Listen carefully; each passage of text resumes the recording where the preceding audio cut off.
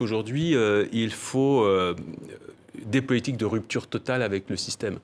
Et le parti que j'ai fondé il y a maintenant 5 ans, la Révolution écologique pour le vivant, est un parti d'écologie radicale.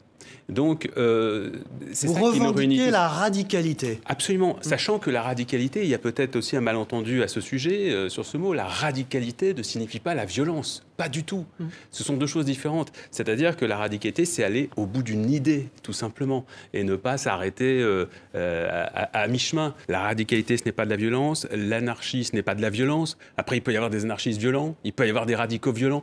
En fait, on est en train de tout mélanger, de mélanger tous ces termes. Oui, mais Sainte-Soline, on a bien vu ce que c'était quand même très impressionnant. Il y avait la violence des forces de l'ordre que vous avez évoquée, mais il y avait aussi manifestement une violence très organisée. Les dégradations en forêt de bord, les dégradations en forêt. Le week-end dernier, par exemple, le fait de s'en prendre aux arbres, d'abîmer les arbres volontairement. Rien que dans votre question, il y a quelque chose quand même, pardonnez-moi, d'un peu surprenant.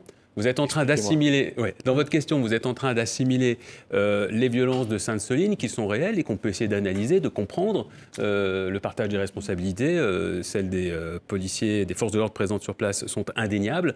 Maintenant, est-ce qu'il y a eu parmi les manifestants des gens qui ont, comment dirais-je, déclenché certaines violences? Je n'en sais rien au moment où je vous parle, mais je suis tout à fait prêt à ce qu'on fasse une investigation à ce sujet. Il n'y avait pas de manifestants radicaux à Sainte-Soline? S'il y avait des radicaux, ça je vais en revenir dans un instant. Qui étaient venus pour faire acte de violence? Sans doute, je vous en parle dans un instant. Et par ailleurs, vous faites la comparaison avec des gens qui ont mis des coups dans des arbres. Vous ne pouvez pas me dire que c'est des violences qui sont du même ordre. Ou alors, et j'en serais ravi, c'est-à-dire que vous vous placez du côté des antispécistes, des amoureux du vivant qui pensent qu'en effet mettre un clou dans un arbre, c'est une violence faite au vivant et que vous réprouvez ça, et on peut avoir le débat. Mais vous admettrez quand même que ça n'a aucun rapport.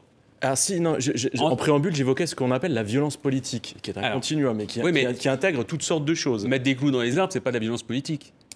Dire qu'il y a aujourd'hui un problème de violence policière, c'est une réalité. Il y a des policiers, des gendarmes, des CRS qui se comportent très mal dans les manifestations. Il faut que cela soit enquêté sérieusement, que ce soit documenté et que ça cesse surtout, qu'il y ait une politique du maintien de l'ordre qui change aujourd'hui. Sur Saint-Brévin, voilà, ce maire qui est obligé de démissionner parce qu'en effet, des groupuscules d'extrême droite se sont manifestés à plusieurs reprises, puis ont incendié son domicile, des véhicules. Ça, c'est une violence inacceptable. La vraie violence aujourd'hui dans ce pays, celle qui doit tous nous faire trembler, c'est celle des groupuscules d'extrême droite, parmi lesquels on retrouve des amis de Marine Le Pen, des amis des gens qui sont aujourd'hui à l'Assemblée nationale. Vous avez entendu parler, puisque l'affaire est sortie hier dans la presse, de ce petit groupuscule qui s'apprêtait à commettre plusieurs attentats. Ils vont passer en cour d'assises. Un gendarme notamment. Il y a régulièrement des attentats d'extrême droite qui sont déjoués, effectivement. Qui sont déjoués. Elle est là, la vraie menace.